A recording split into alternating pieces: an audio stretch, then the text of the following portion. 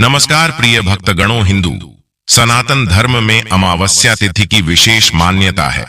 साल में कुल 12 अमावस्या तिथियां होती हैं और सभी का अलग महत्व होता है। इनमें से प्रमुख मानी जाती है सोमवार के दिन पड़ने वाली सोमवती अमावस्या।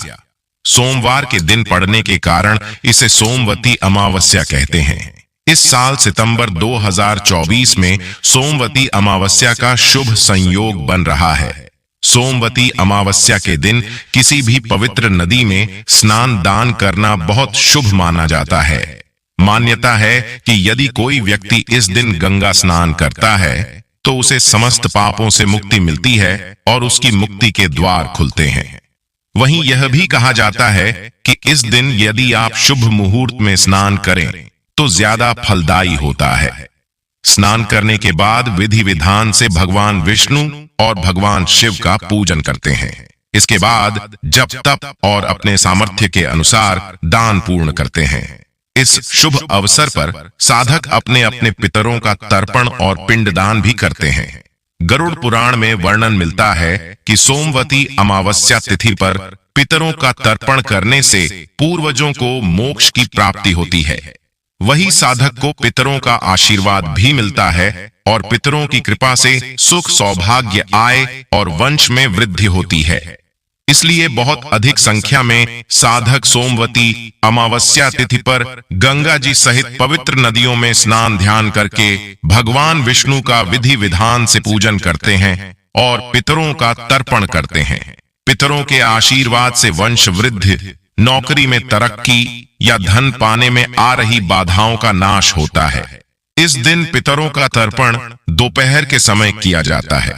यदि आप अपने पितरों को मोक्ष दिलाना चाहते हैं, पितरों की कृपा प्राप्त करना चाहते हैं, इस दिन आपको कुछ विशेष काम जरूर करनी चाहिए। यदि संभव हो तो उपवास रखना चाहिए। भादो महीने की अमावस्या को पिठोरी अमावस्या भी कहते हैं और इस दिन सभी माताएं बहनें अपने बच्चों की लंबी उम्र, बच्चों के सुखद भविष्य की कामना कर विधि विधान से व्रत रखती हैं।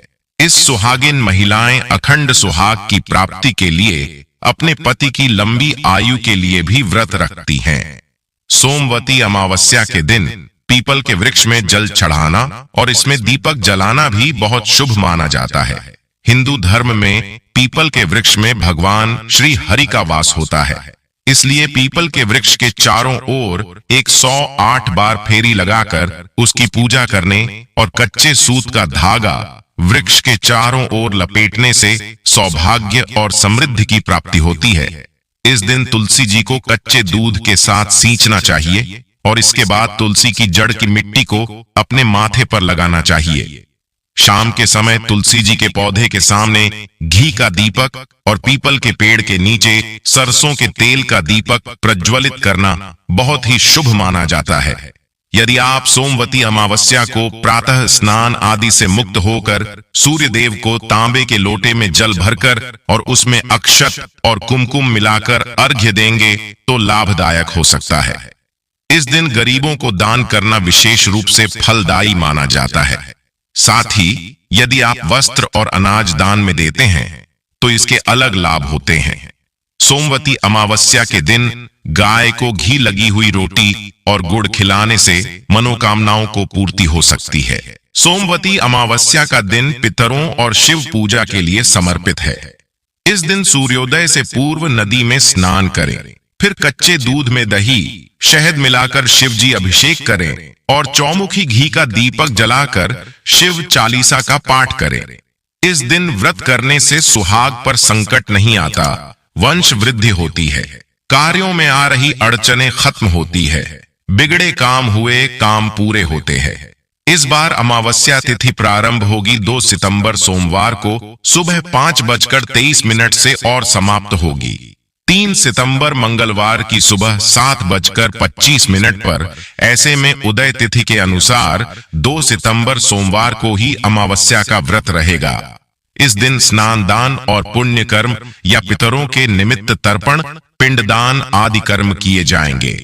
अब जानिए कि अमावस्या के दिन कौन कौन से बेहद शुभ योग बन रहे हैं और इस दिन पितरों के निमित्त पिंडदान और श्राद्ध कर्म किस समय कर सकते हैं। 2 सितंबर सोमवार को सूर्योदय होगा। सुबह 6:13 पर सूर्यास्त होगा। शाम 6:39 पर ब्रह्म मुहूर्त, जो कि सुबह स्नान और ध्यान के लिए उत्तम होता है, सुबह 4:37 से 5:25 तक रहेगा।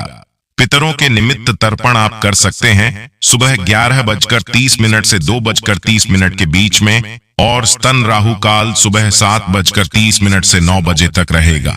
राहु काल में आप कोई भी शुभ काम ना करें, और यदि आप सबकी पूजा करना चाहते हैं तो सुबह 7:30 बजे से पहले कर लें। राहु काल के समय आप राहु और केतु ग्रह से संबंधित लोहे आदि का दान कर सकते हैं। ऐसा करने से आपकी कुंडली में यदि राहु और केतु ग्रह अशुभ प्रभाव दिखा रहे हैं, राहु और केतु ग्रह की कुंडली में बैठे हुए हैं, तो उससे आपको बहुत हद तक मुक्ति मिल सकती है। शिव योग प्रारंभ होकर 1 सितंबर रविवार को शाम 5:50 पर और अमावस्या तिथि के दिन यानी 2 सितंबर शाम को 6:19 पर समाप्त होगा। इसके बाद सिद्ध योग प्रारंभ होगा 6:20 से, जो कि 3 सितंबर मंगलवार को शाम 7:05 पर समाप्त होगा। शिव योग और सिद्ध योग अपने आप में सभी मनोकामनाओं की पूर्ति करने वाली योग है। इन योगों को बहुत ही शुभ माना जाता है। तो इन योगों में आप काल सर्प दोष मुक्ति के लिए या फिर कुंडली में यदि किसी प्रकार का कोई ग्रह दोष है तो उसके निवारण के लिए, उसकी शांति के लिए उपाय कर सकते हैं।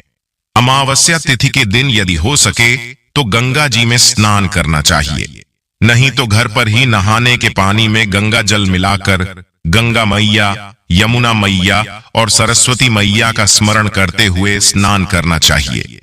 इस दिन बहते हुए जल में दीपदान करें और जरूरतमंदों को अपनी सामर्थ्य के अनुसार दान अवश्य करें। इस दिन मछलियों को आटे की गोलियां बनाकर खिलाएं, चींटियों को आटा डालें। पीपल, बरगद, केला, तुलसी जैसे पेड़ लगाने चाहिए। इनमें देवताओं का वास माना जाता है। भादों अमावस्या से पहले जो शुक्रवार पड़ रहा है, उस दिन 100 ग्राम चावल की ढेरी बनाकर उस पर लक्ष्मी जी को स्थापित करें।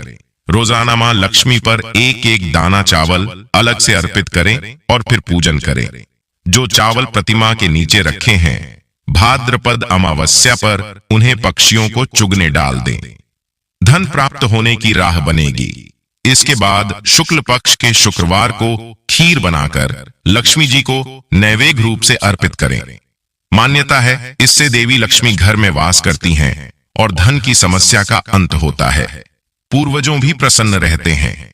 यह थी सोमवती अमावस्या की कुछ महत्वपूर्ण जानकारियां।